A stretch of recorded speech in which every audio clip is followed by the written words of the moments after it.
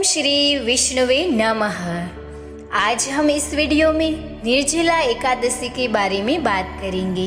साल में कुल 24 एकादशी तिथि पड़ती है, लेकिन इन सभी एकादशियों में से ज्येष्ठ माह के शुक्ल पक्ष की एकादशी को सभी से बढ़कर फल देने वाली मानी जाती है। इसे हम निर्जला एकादशी एवं भीमसेनी एकादशी नाम से भी जानते हैं। इस निर्जला एकादशी का व्रत रखने से साल की बाकी 23 एकादशी का फल हमें इस एक एकादशी को करने मात्र से मिल जाता है। यदि आप साल भर के एकादशी का व्रत नहीं रख पाते हैं तो ज्येष्ठ माह के शुक्ल पक्ष में आने वाली निर्जला एकादशी का व्रत आप करेगी तो आपको सभी एकादशी का फल प्राप्त हो जाएगा। यह एकादशी का व्रत करके आपको सभी पापों से मुक्ति मिलती है और मोक्ष की प्राप्ति होती है। इसका मतलब यह होता है कि आपको बार बार इस दुनिया में नहीं आना पड़ेगा। जन्म मरण के चक्कर से आपको छुटकारा मिलेगा। इस साल 2022 में निर्जला एकादशी के बारे में आपको दुविधाएं जरूर होगी, क्योंकि इस साल आने वाली एकादशी में 2 तिथि पड़ती है। तो हम इस वीडियो में जानेंगे कि आपको कौन से दिन व्रत रखना है। पहले हम इससे जुड़ी कथा सुनते हैं। सबसे पहले आप सभी को निर्जला एकादशी की बहुत सारी शुभकामनाएं। निर्जला एकादशी को हम भीमसेनी एकादशी या पांडव एकादशी नाम से भी जानते हैं। तो चलिए निर्जला एकादशी के व्रत की कथा सुनते हैं। निर्जला एकादशी व्रत की कथा। भीमसेन व्यास जी से कहने लगे, हे पितामह, भ्राता युधिष्ठिर, माता कुंती, द्रौपदी, अर्जुन, नकुल और सहदेव आदि सब एकादशी का व्रत करने को कहते हैं, परंतु महाराज मैं उनसे कहता हूँ कि भाई मैं भगवान की शक्ति पूजा आदि तो कर सकता हूँ, दान भी दे सकता हूँ, परंतु भोजन के बिना बिल्कुल नहीं रह सकता हूँ। इस पर व्यास जी कहने लगे, हे भीमसेन, यदि तुम नरक को बुरा और स्वर्ग को अच्छा समझते हो तो प्रति मास की दोनों एकादशियों को अन्न मत खाया करो। भीम कहने लगे कि हे पितामह, मैं तो पहले ही कह चुका हूँ कि मैं भूख सहन नहीं कर सकता। यदि वर्ष भर में कोई एक ही व्रत हो तो वह व्रत मैं कर सकता हूँ, क्योंकि मेरे पेट में वृक नाम वाली अग्नि है, सो मैं भोजन किए बिना नहीं रह सकता हूँ। भोजन करने से वह शांत रहती है, इसीलिए पूरा उपवास तो क्या, एक समय भी बिना भोजन किए रहना मेरे लिए बहुत कठिन है। अतः आप मुझे कोई ऐसा व्रत बताइए जो वर्ष में केवल मैं एक ही बार करूं, मुझे स्वर्ग की प्राप्ति हो जाए। श्री व्यास जी कहने लगे कि हे पुत्र, बड़े बड़े ऋषियों ने बहुत शास्त्र आदि बनाए हैं, जिनसे बिना धन के थोड़े परिश्रम से ही स्वर्ग की प्राप्ति हो सकती है। इसी प्रकार शास्त्रों में दोनों पक्षों की एकादशी का व्रत मुक्ति के लिए रखा जाता है।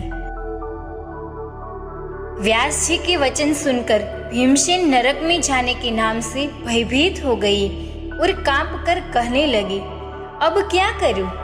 मास में 2 व्रत तो मैं कर नहीं सकता। हाँ, वर्ष में एक व्रत करने का प्रयत्न अवश्य कर सकता हूँ। अतः वर्ष में एक दिन व्रत करने से यदि मेरी मुक्ति हो जाए तो ऐसा मुझे कोई व्रत बताइए, मुझ पर कृपा कीजिए। यह सुनकर व्यास जी कहने लगे कि वृषभ और मिथुन की संक्रांति के बीच ज्येष्ठ माह के शुक्ल पक्ष की जो एकादशी आती है उसका नाम निर्जला एकादशी है। तुम उस एकादशी का व्रत करो। इस एकादशी के व्रत में स्नान और आचमन के सिवा जल वर्जित है। आचमन में 6 मास से अधिक जल नहीं होना चाहिए, अन्यथा वह मद्यपान से सदृश्य हो जाता है। इस दिन भोजन नहीं करना चाहिए, क्योंकि भोजन करने से व्रत नष्ट हो जाता है। यदि एकादशी को सूर्योदय से लेकर द्वादशी के सूर्योदय तक जल ग्रहण न करे तो उसे सारी एकादशियों के व्रत का फल प्राप्त होता है। द्वादशी को सूर्योदय से पहले उठकर स्नान आदि करके ब्राह्मणों को दान आदि देना चाहिए।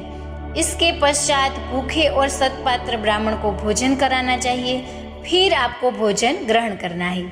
इसके अलावा इसके फल पूरे एक वर्ष की संपूर्ण एकादशियों के बराबर होता है। व्यास जी कहने लगे, हे भीमसेन, यह मुझको स्वयं भगवान ने साक्षात बताया है। इस एकादशी का पुण्य समस्त तीर्थों और दानों से अधिक होता है। केवल एक दिन मनुष्य निर्जल रहने से पापों से मुक्त हो जाता है। जो मनुष्य निर्जला एकादशी का व्रत करते हैं, उनकी मृत्यु के समय यमदूत आकर नहीं घेरते, वरन भगवान के पादर्श उसे पुष्पक विमान में बिठाकर स्वर्ग को ले जाते हैं। अतः संसार में सबसे श्रेष्ठ निर्जला एकादशी का व्रत है। इसीलिए यत्न के साथ इस व्रत को करना चाहिए।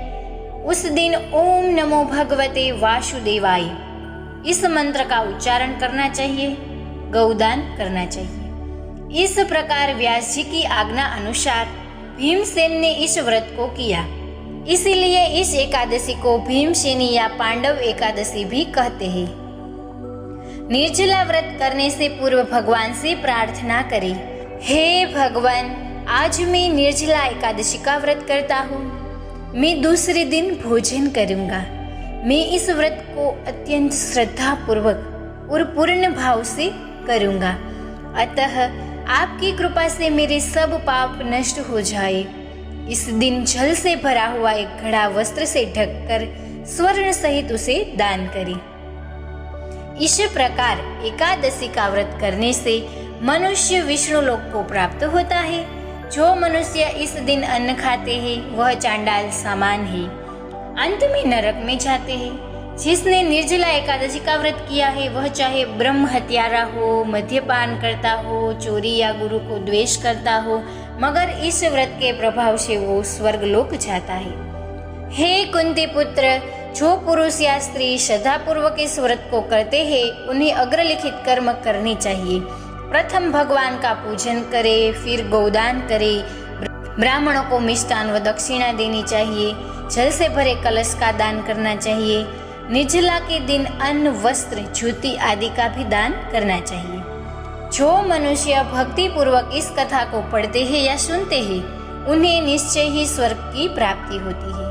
वर्ष भर में जितनी एकादशियां होती है, उन सब का फल निर्जला एकादशी के पालन मात्र से मनुष्य प्राप्त कर लेता है। इनमें कोई भी संदेह नहीं है। चलिए अब जानते हैं निर्जला एकादशी का शुभ मुहूर्त और पारण का समय क्या है। निर्जला एकादशी शुक्रवार 10 जून 2022 को है।